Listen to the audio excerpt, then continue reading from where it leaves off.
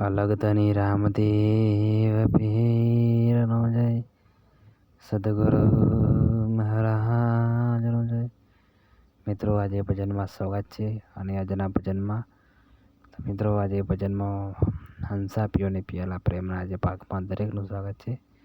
તો મિત્રો આજે ભજન તમે ધ્યાનથી સાંભળજો અને લાઈક ને શેર અને સબસ્ક્રાઈબ કરી લેજો. તો ચલો, ગમે તો લાઈક કરજો અને ગમે તો તમને મરજી ફાવે તો રામાદાની લખજો. જય રામાદાની.